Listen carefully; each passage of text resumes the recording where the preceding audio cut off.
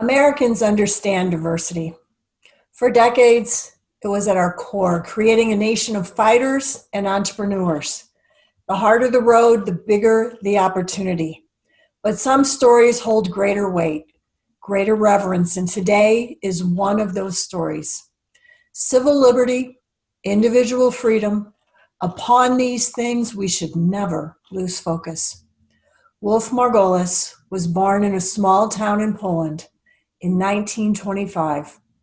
Everyone called him Josela. When Josela turned 14, the Nazis invaded Poland. 2 years after that, Josela and his village were gathered into a ghetto.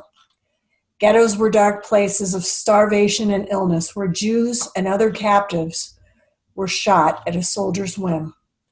Ghettos were holding points until captives could be transported to concentration camps.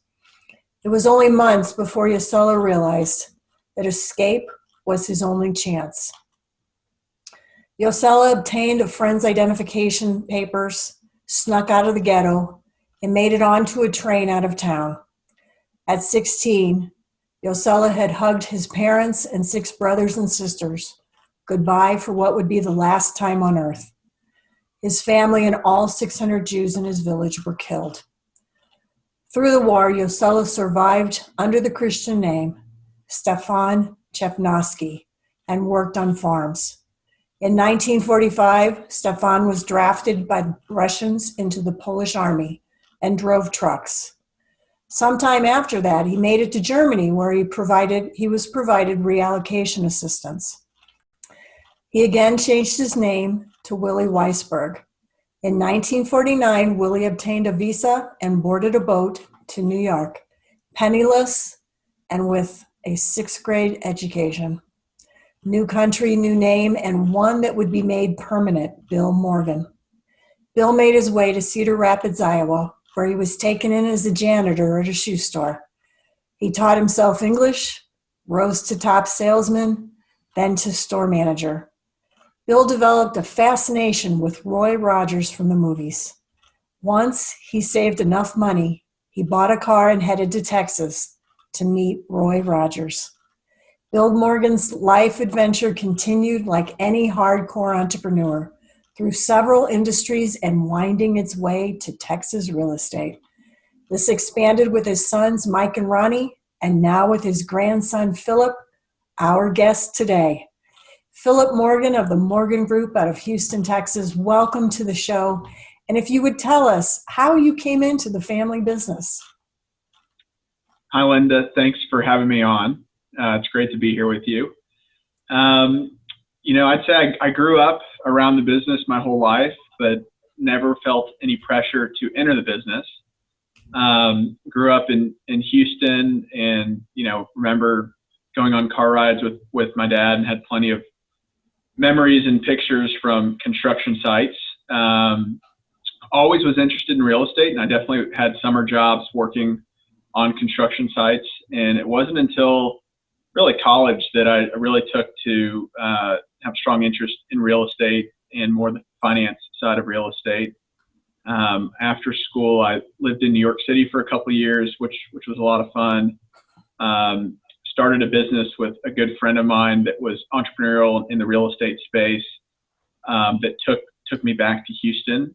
And we were acquiring distressed properties. And it was around that time that Morgan Group was entering into what became a really big development cycle. And my friend and I were both really interested in learning the development business and, happened to sell the few properties we had bought and ended up into the family business kind of unintentionally. And now 10 years later, still here. And it's been really exciting and a fun ride, and grateful really for the opportunity, and glad I decided to stick with it and join the family business. You became CEO of Morgan right in the heart of the pandemic. At the same time, you expanded into Dallas and San Antonio. In retrospect, was that counterintuitive or a stroke of genius? Oh, I wouldn't give us any type of credit for being geniuses at all. As a business that's been around for as long as we have, we make long-term decisions. And so, we knew that the pandemic or any blip is going to be a moment in time, but really we're looking longer term. And so we actually last year opened an office in Austin. That was part of a, thoughtful strategy of ours that we wanted to grow within Texas, but diversify outside of Houston, where we've been, a big player for many years and have a lot of holdings in Houston. So it was actually last year we opened an office in Austin.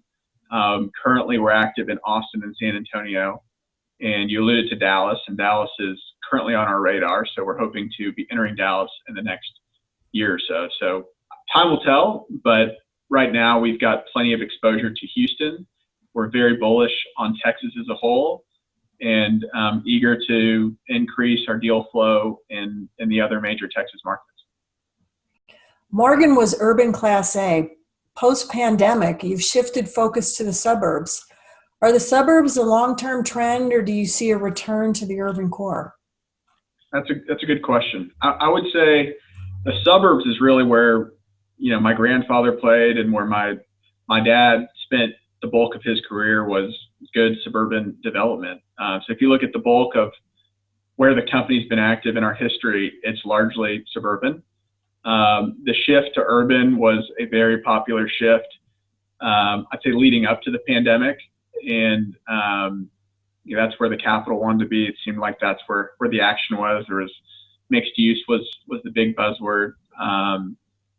It's a good question on kind of what the future will hold. I mean, personally, I think urban's going to bounce back. I think as quickly as people moved out of the urban core, they can just as quickly move back. And I think the value proposition of living urban, where you don't have a ton of space, rent is generally higher, is not a good value proposition when you don't have a short commute to work because you're working from home, and when the nightlife and the bars and restaurants are all closed. So I think it was naturally that, people wanted more space, wanted to push suburban. I do think suburban is the bread and butter of our business, and that's where long term there's going to be plenty of demand. But I also am a big believer in the urban core, and I do think that will bounce back. And lots of other developers are in your shoes hoping the same. That's right. Morgan is heavily weighted in Houston. How did you make out in the big freeze in February?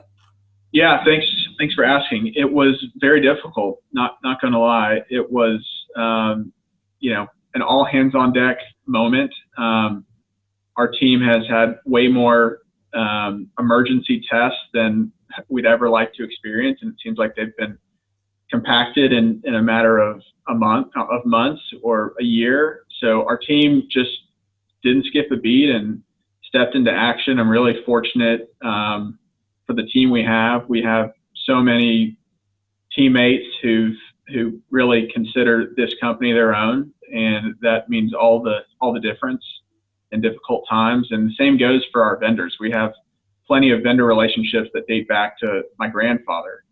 And, in these difficult times, those relationships are so important. So we had incident report that is miles long, and trying to get residents taken care of, and really grateful for so many people at our company, our head of property management, many on our construction team that didn't skip a beat and jumped into action. We had so many wonderful stories, and got some wonderful heartfelt notes from residents, really grateful to live in our community. So it was a difficult time. We're hopefully past it, hopefully don't see it again, but just glad that we made it through the way we did. Have you changed any methodology in the event that it does occur again? That's a good question. We have a lessons learned list that we actually just met about, that's a mile long, and we need to figure out what we can do differently next time. Fortunately unfortunately we have plenty of hurricanes in Texas. Fortunately, we have pretty good protocols in place. So the team was as ready as you could be for an event like that. And there's definitely going to be certain things that we'll tweak to our procedures going forward so that we can react quicker. So if there was any one thing that you could point to from the crisis, what would it be? Yeah, I would say it's just making sure we've got our ducks in a row. We've got such a resilient team, and really grateful for that. And really, in those moments of crisis, it all comes down to the people. And I'm grateful we had the right people in the right positions. That it was stressful times. If you were in Texas during those times, you're trying to take care of your house, trying to take care of your family. And we have so many team members that their work family is a part of their family. And so we had maintenance workers that were living on site, sleeping on site during those times. We had managers going above and beyond. We had so many people going above and beyond. And I think really that's the most important thing that we did right, and really goes to highlight the importance of culture. We're going to get to that a little more in a minute, but let's talk about your Pearl brand. You introduced that about a decade ago. What's the backstory on that? Yeah, thanks for asking. So the Pearl brand was introduced at a pretty exciting time at the company. It was around 2010. My father had purchased 100% control of the company. He had gotten re-engaged back into business. It was right around the time when I was getting ready to join the company.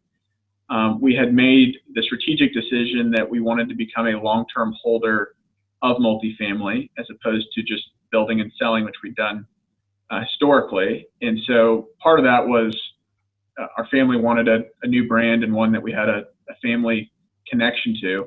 And so Pearl's a family name. It's my sister's middle name. I'm the oldest of three kids, and our first initials are Philip Russ Lilly. So it also stands for Pearl in that sense. So really, it was just the family connection to the name Pearl, and that's why we've stuck with the brand. We're actually in the process of creating a new brand that caters more to our suburban product, but you fall in love with the deals that you spend so long developing and building, and so we're excited about the Pearl brand and the properties that we own there. What a beautiful story. And back to the people that make the Morgan Group. Morgan is consistently ranked one of the best places to work. So what is that secret? I think you got to turn to my grandfather and my dad, and really they're partners. There's a lot of people, not just with the last name Morgan, that are tied to the history of our company. And our values are very much family values. We're in the real estate business, but we always go back to that it's a people business, and you need the best people in the industry to keep growing a business. So our culture is really that. It stems from the company leaders, whether they're part of the Morgan family or not. And my grandfather led a good example. He treats, and still does, treats everybody the same, no matter who they are, where they came from. And I think that's just part of our culture. And it makes the company a great place to work. I think it makes an attractive place, to stay and grow your career. And it's been a simple recipe that's lasted the test of time and will continue to. So, Philip, in your time with the Morgan Group, what have you found operationally that are really transferable values to our viewers who may be looking for tips?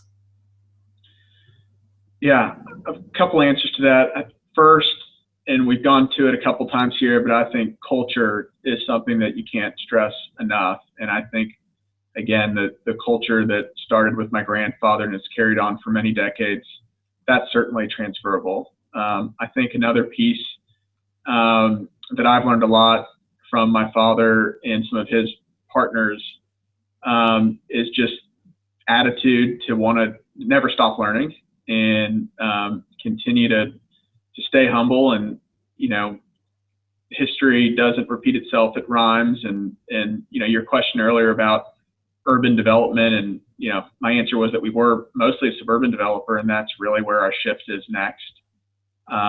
So, I think you can't ever get stuck in your ways because the market continues to evolve and move. And so, we're going to continue learning and continue trying new things. I think it's a balance between sticking to what's worked in the past as well as trying new things. And we don't want to get overextended and try to take on too new, at the same time. But the market does continue to evolve. And, on that note, affordable housing is something that I'm particularly interested in, and is a space that we are getting more entrenched in. And that's something that, I don't know that we would have done 10 years ago. And it's something really where my grandfather spent a lot of time, because a lot of his properties are naturally affordable. So, I think just being flexible and being open to, the evolution of the market. Thank you for joining us today, Philip. That's all the time we have today, but this is the one story that could capture our attention for hours. Real estate and entrepreneurialism take a lion-hearted tenacity, something the Morgan Group has running through its veins. These are the stories of multifamily housing, true grit, unstoppable, and the heart of a lion. Philip, thank you for joining us today, and I hope you will look for our next exciting show of NAHB Power Hitters.